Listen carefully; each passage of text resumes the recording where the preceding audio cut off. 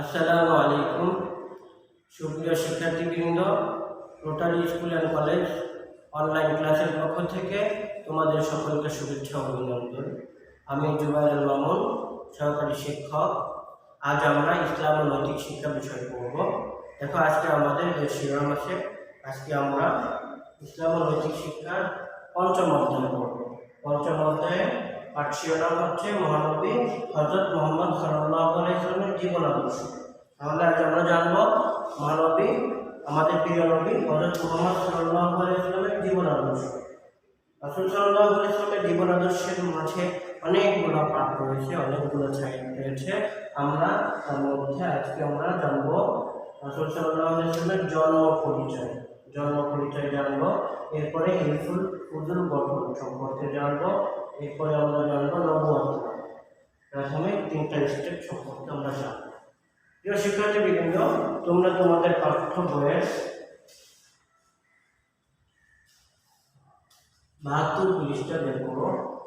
তোমাদের পাঠ্য বইয়ের 72 পৃষ্ঠায় রাসূল সাল্লাল্লাহু আলাইহি ওয়াসাল্লামের জীবন আদর্শ সম্পর্কে বর্ণনা করা আছে, সুন্দরভাবে ফুটিয়ে তোলা আছে। দেখো, পঞ্চম অধ্যায়। এই অধ্যায়ের শুরুতে একটি প্রাথমিক আলোচনা আছে, সেটা হচ্ছে নবী রাসূলগণের পরিচয় ও জীবন আদর্শ। আমরা এই পঞ্চম অধ্যায়ে নবী রাসূলগণের পরিচয় সম্পর্কে জানব এবং তাদের জীবন আদর্শ সম্পর্কে জানব। আল্লাহ তাআলা আমাদেরকে সৃষ্টি করেছেন আশরাফুল মাখলুকাত হিসেবে, তাই না?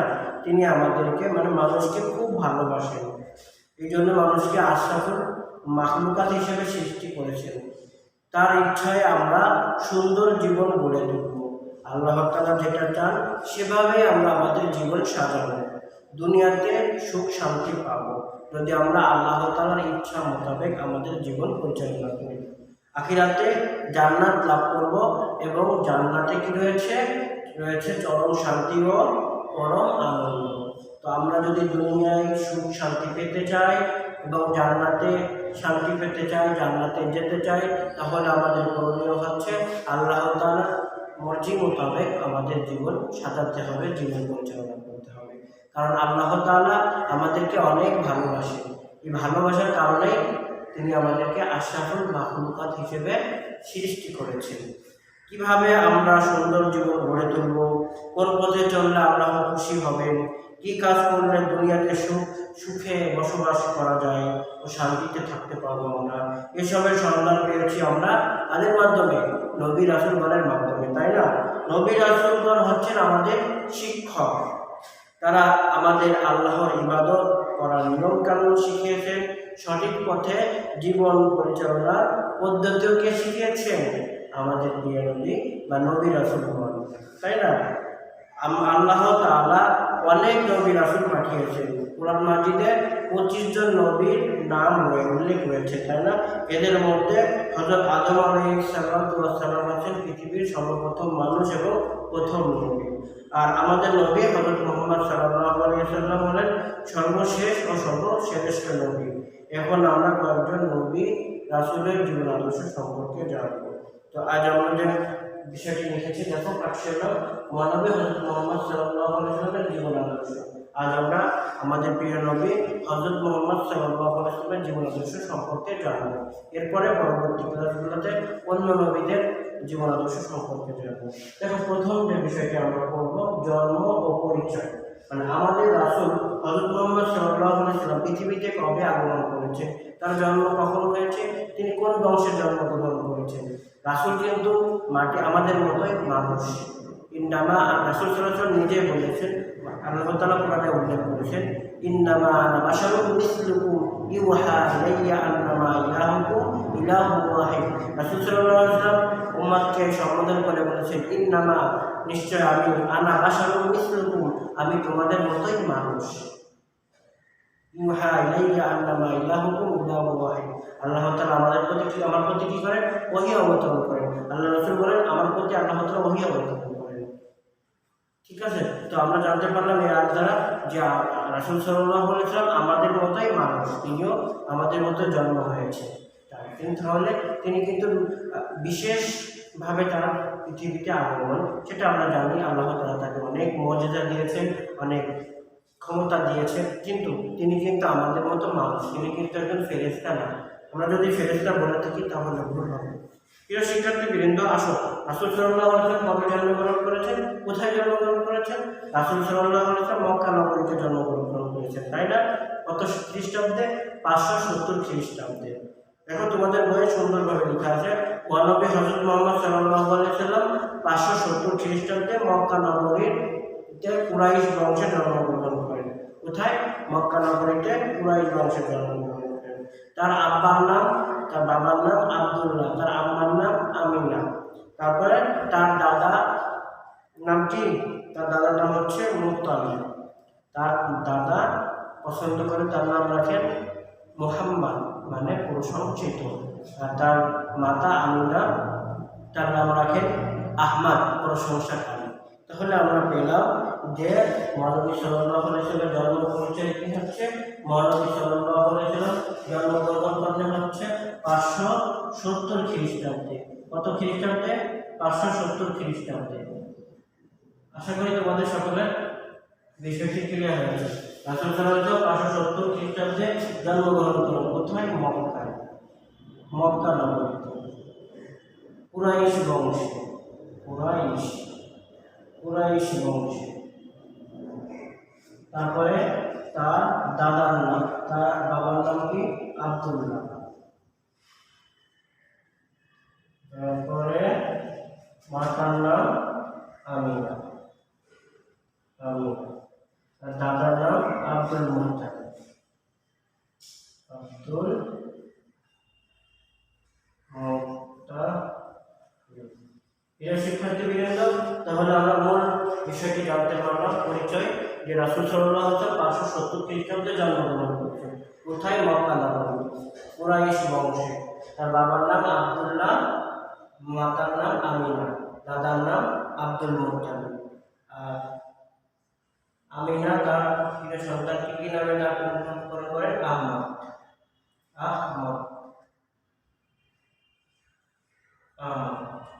আর দাদা আদর করে কি নাম রাখেন?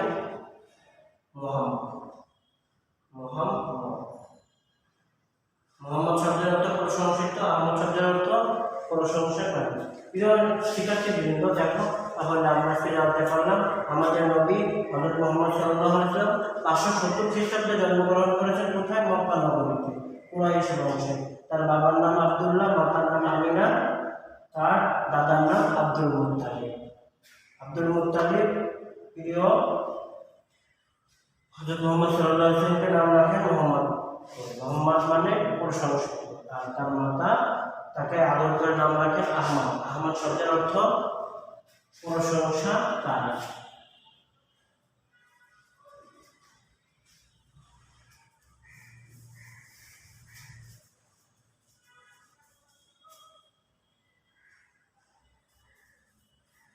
শিক্ষার্থীবৃন্দ, তাহলে আমরা রাসূল সাল্লাল্লাহু আলাইহি ওয়াসাল্লামের জন্ম ও পরিচয় জানতে পারলাম। মহানবী সাল্লাল্লাহু আলাইহি ওয়াসাল্লামের জন্মের আগে তার বাবা ইন্তেকাল করে, তাই না? তার 6 মাস, জন্মের 6 মাস আগে, তার বাবা আব্দুল্লাহ ইন্তেকাল করেন। আর তার বয়স যখন 6 বছর, তখন তার মাতা আমিনা ইন্তেকাল করেন। বাবা মা হারা এতিম শিশুকে তখন লালন পালনের দায়িত্বকে গ্রহণ করেন তার দাদা আব্দুল মুত্তালিব। এর কিছুদিন পরে তার দাদা আব্দুল মুত্তালিবও মারা যান। দাদার ইন্তেকালের পর তার চাচা আবু তালিব তার লালন পালনের দায়িত্ব গ্রহণ করেন। তিনি মহানবী হযরত মুহাম্মদ সাল্লাল্লাহু আলাইহি ওয়াসাল্লামকে খুব আদর স্নেহ করতেন। তার চরিত্র ছিল খুবই সুন্দর। আমাদের প্রিয় নবী হযরত মুহাম্মদ সাল্লাল্লাহু আলাইহি ওয়াসাল্লাম শিশুকাল থেকেই তিনি সবসময় সত্য কথা বলতেন। আর কি করতেন? মানুষের উপকার করতেন, বড়দের সম্মান করতেন, ছোটদের স্নেহ করতেন। কখনো মিথ্যা কথা বলতেন না, কাউকে গালি দিতেন না, কারোর সাথে কি করতেন না? ঝগড়াও করতেন না, মারামারি করতেন না, হিংসা করতেন না। সকলের সাথে মিলেমিশে বসবাস করতেন, মিলেমিশে থাকতেন। সহপাঠীদের সাথেও তিনি কি করতেন না? সহপাঠী মানে যাদের সাথে উঠা বসা করতেন, সাথীবর্গের সাথেও কখনো খারাপ ব্যবহার করতেন না। সবাই তাকে ভালোবাসতো, আদর করতো, সম্মান করতো, আর কি করতো, সকলেই তাকে বিশ্বাস করতো। আর বিশ্বাস করতো বিধায় তাকে আল আমিন উপাধি দিয়েছিল, আল আমিন বলে ডাকতো। শিশু বয়সে আমাদের প্রিয় নবী হযরত মুহাম্মদ সাল্লাল্লাহু আলাইহি ওয়াসাল্লাম এতগুলো গুণের অধিকারী ছিলেন। যে শিক্ষার্থীবৃন্দ, তাহলে আমরা বুঝতে পারলাম আমাদের নবী ছিলেন সত্যবাদী। তিনি ছোটকাল থেকে সত্য কথা বলতেন, মানুষের সম্মান করতেন, উপকার করতেন, মানুষ ছোট বড়কে সম্মান করতেন, ছোটকে স্নেহ করতেন, কাউকে গালি দিতেন না, কারোর সাথে মারামারি করতেন না, কারোর সাথে হিংসা বিদ্বেষ করতেন না, সকলের সাথে মিলেমিশে থাকতেন। এই কারণে সকলেই তাকে আদর করতো, ভালোবাসতো এবং বিশ্বাস করত।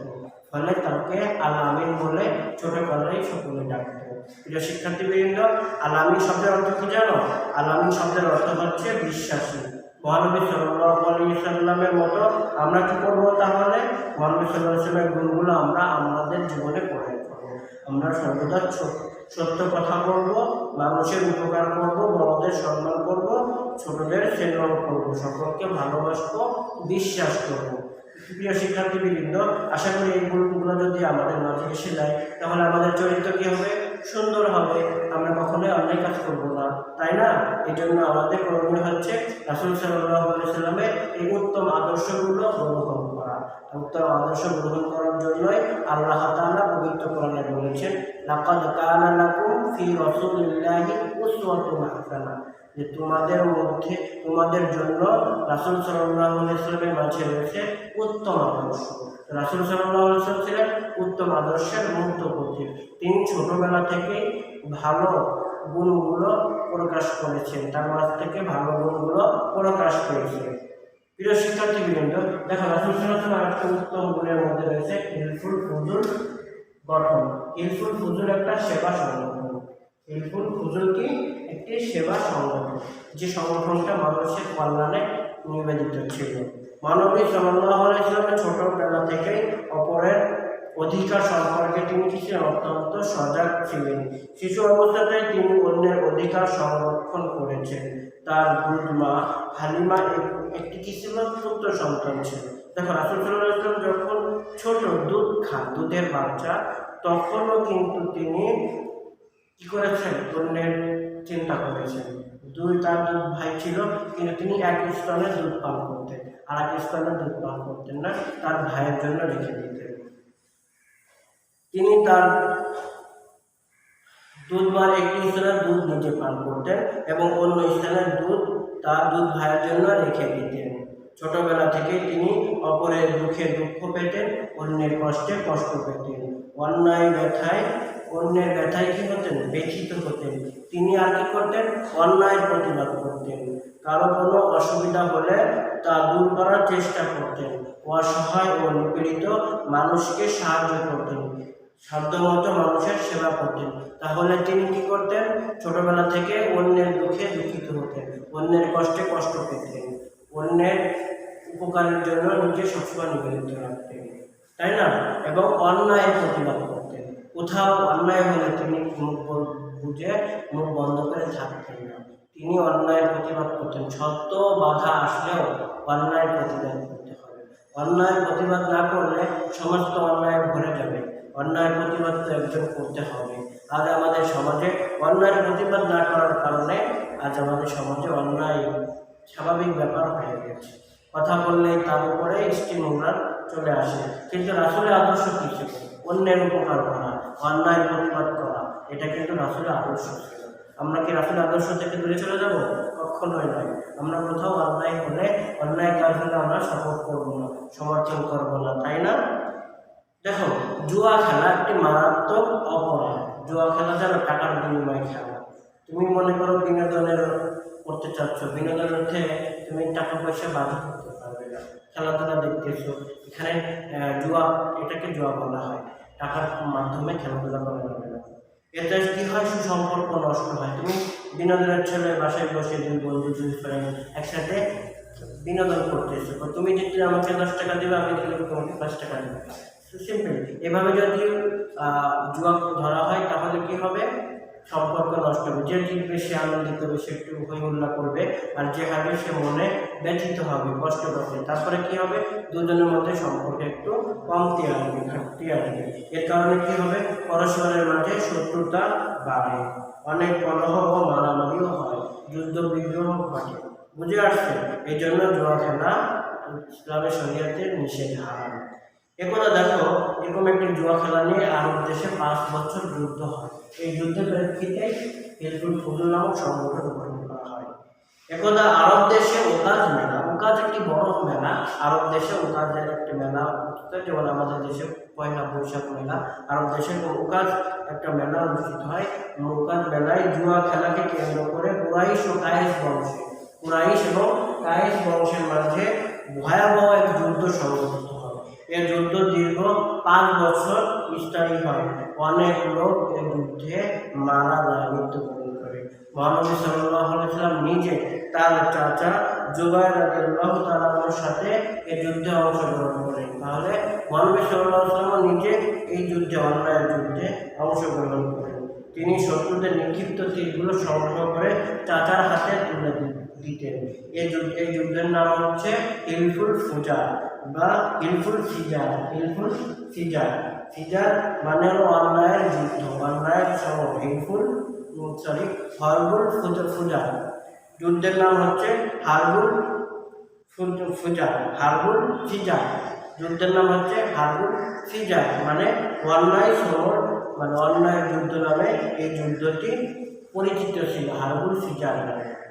এই ভয়াবহ যুদ্ধের দৃশ্য দেখে মহানবী সাল্লাল্লাহু আলাইহি ওয়াসাল্লাম প্রাণে কেঁদে উঠলেন। তার মনে কষ্ট পেল, কারণ তিনি তো অন্যের দুঃখে কষ্ট পেতেন। এই জন্য তার মনে কি হলো, কষ্ট পেলেন।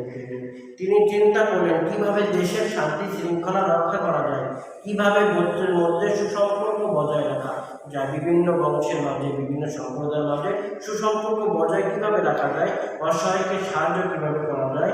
এই জন্য তিনি কয়েকজন উৎসাহী যুবকের সাথে নিয়ে একটি সেবা সংঘ কি করেন, গঠন করেন, আর তারই নাম রাখেন হিলফুল ফুজুল।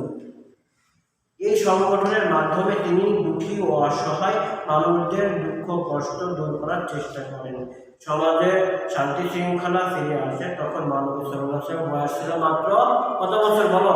মহানবী সাল্লাল্লাহু আলাইহি ওয়াসাল্লাম বয়স ছিল মাত্র 15 বছর। তাহলে আমাদের প্রিয় নবী হযরত মুহাম্মদ সাল্লাল্লাহু আলাইহি ওয়াসাল্লাম 15 বছর বয়সে একটি সেবামূলক সংগঠন কি করেন, প্রতিষ্ঠা করেন, গঠন করেন।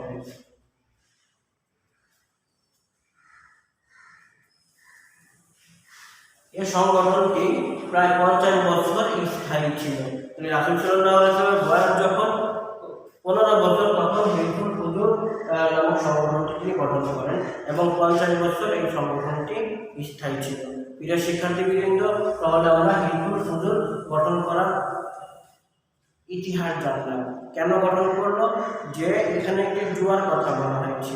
জুয়া একটি অন্যায় কাজ, নিষিদ্ধ কাজ।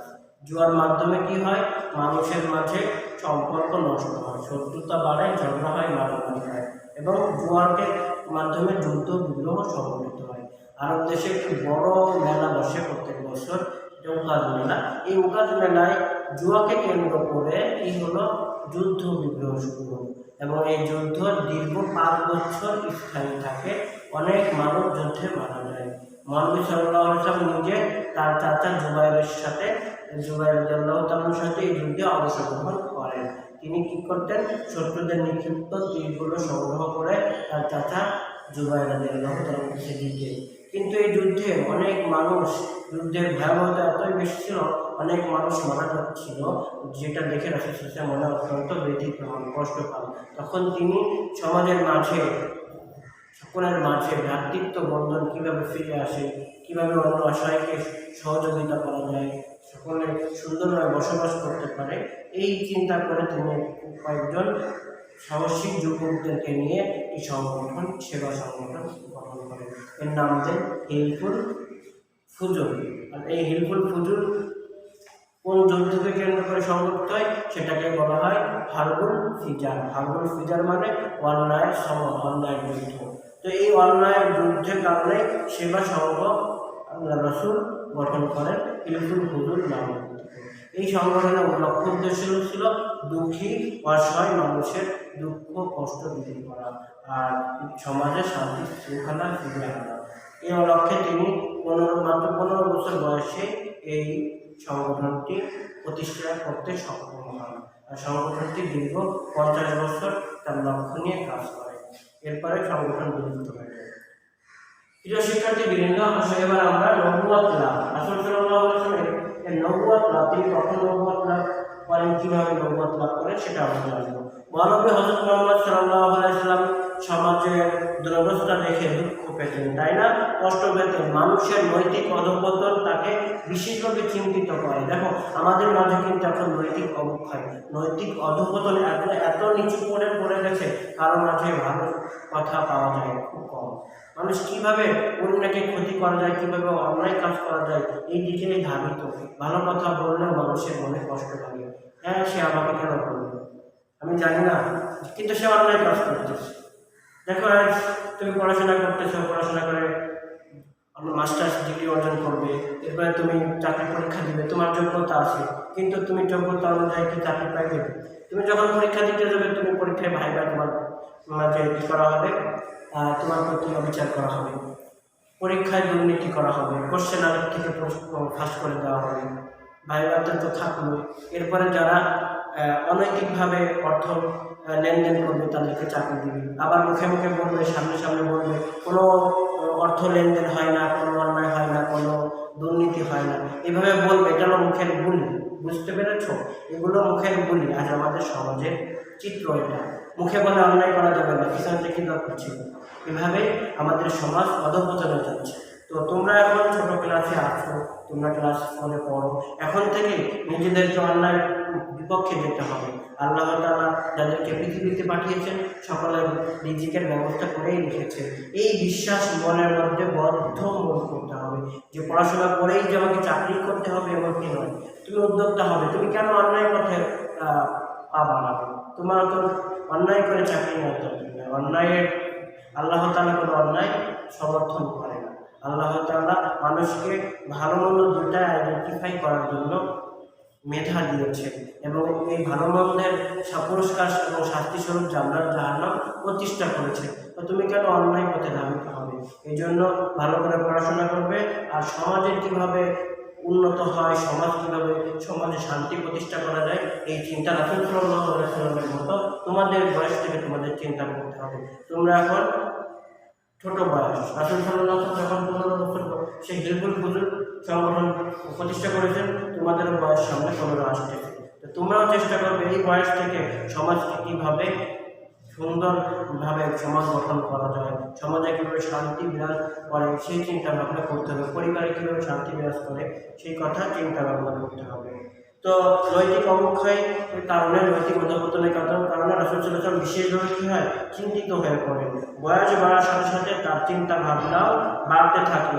তিনি মক্কা থেকে 3 মাইল দূরে হীরা নামক পর্বতের নির্জন গুহায় আল্লাহর ধ্যানে মগ্ন থাকে। 3 মাইল দূরে, মক্কা থেকে পায়ে হেঁটে 3 মাইল দূরে হীরা পর্বতের চূড়ায় উঠে তিনি ধ্যানে মগ্ন থাকতেন। বিশাল বড় পর্বত, যেটা পায়ে হেঁটে ওঠা অনেক কঠিন ব্যাপার। দেখো এটা জমিন থেকে অনেক উপরে, এই হীরা গুহাতে তিনি মগ্ন থাকতেন ধ্যানে। তার মনে নানা চিন্তা ও প্রশ্ন জাগত। তিনি ভাবতেন, আমি কে, কোথা থেকে এসেছি, কেন এসেছি, আবার কোথায় যাব। তাহলে রাসূল সাল্লাল্লাহু আলাইহি ওয়াসাল্লাম নিজে নিজে ভাবতেন যে আমি কে, আমি কোথা থেকে এসেছি, কেন এসেছি এবং আবার কোথায় যাব। এই চিন্তা, এই ভাবনায় মশগুল থাকতেন। দেখো এই গুহাতে, তোমাদের বই সুন্দরভাবে একটা পিকচার দেওয়া হচ্ছে, গুহার একটি পিকচার, এটাকে বলা হয় গানে হীরা, হীরা গুহা।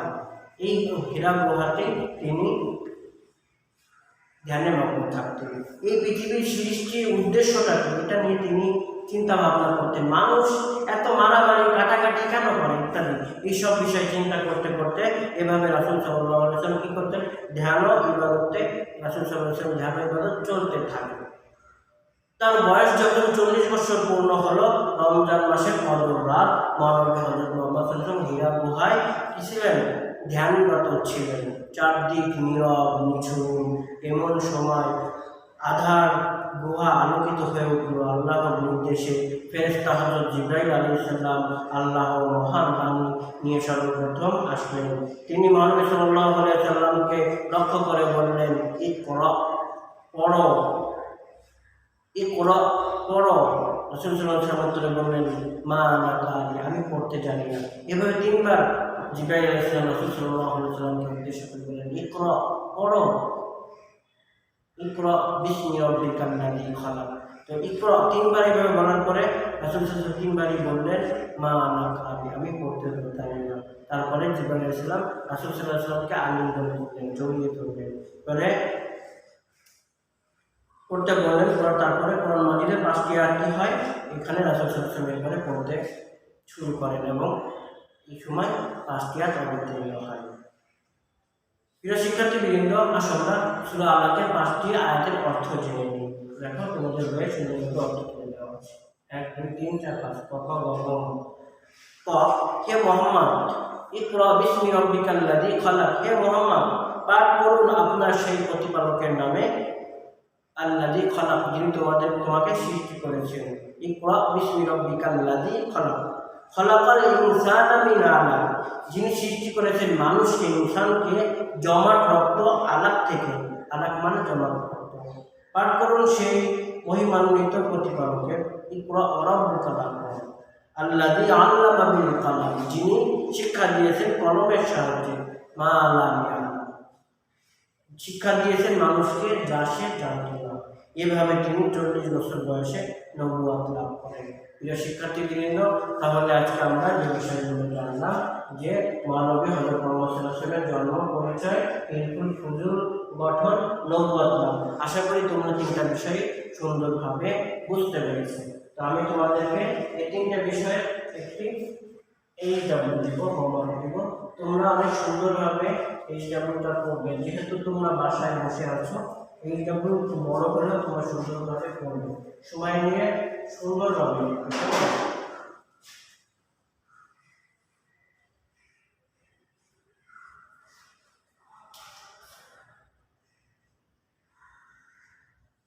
আজকে তোমাদের ভাষার কাজ হচ্ছে হেল্পফুল ফুজুল,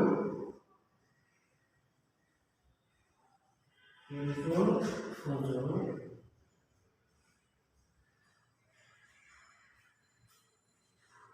এর নীতিগুলো লিখো। নীতি,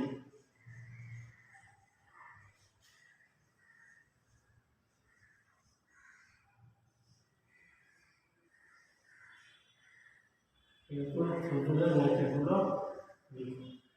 বুঝতে পেরেছো? আর একটা হচ্ছে সূরা আলাকের প্রথম 5টি আয়াতের অর্থ লিখবে। সূরা আলাকের প্রথম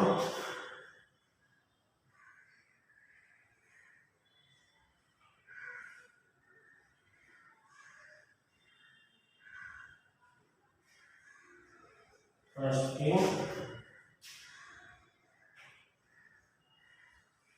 আয়াতের অর্থ।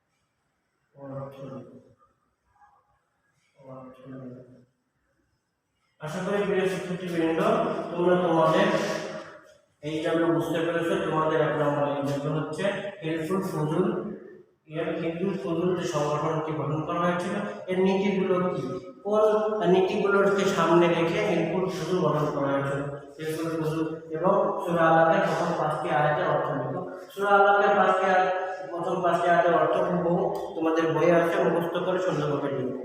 আর হেল্পফুল ফুজুলের নীতিগুলো কি, নীতিগুলো দ্বারা বোঝানো হয়েছে হেল্পফুল ফুজুল যে নীতিকে সামনে রেখে গঠন করা হয়েছিল। তোমরা পড়েছো যে রাসূল সাল্লাল্লাহু আলাইহি ওয়াসাল্লাম সমাজের যে নৈতিক অবক্ষয়, মানুষের অধিকার নষ্ট হচ্ছে, এবার বিভিন্ন অসহায় মানুষ খুব কষ্টে আছে, তো সমাজের শান্তি ফিরিয়ে আনার জন্য রাসূল সাল্লাল্লাহু আলাইহি ওয়াসাল্লাম চিন্তা করবেন, অসহায়দেরকে সহযোগিতা করার জন্য, মানুষের অধিকার রক্ষার জন্য। এইভাবে এইগুলো হলো হেল্পফুল ফুজুলের মূল নীতি ছিল। মানুষের দুঃখী মানুষের পাশে দাঁড়ানো, সমাজের যে শান্তি শৃঙ্খলা বিরাজ করে, মানুষ অন্যায় কাজ থেকে বিরত থাকে, এই সকল বিষয়গুলো ছিল নির্ভুল পূর্ণিমার নীতি। তো চিন্তা করবে, চিন্তা করে সুন্দরভাবে বইটা সুন্দরভাবে রিডিং করলে বুঝতে পারবে, বুঝে নির্ভুল পূর্ণিমার নীতিগুলো সুন্দরভাবে লিখবে। তো প্রিয় শিক্ষার্থীবৃন্দ, তোমাদের সকলের সুস্বাস্থ্য কামনা করে আমি এখানে ক্লাস শেষ করছি। আসসালামু আলাইকুম ওয়া রাহমাতুল্লাহ।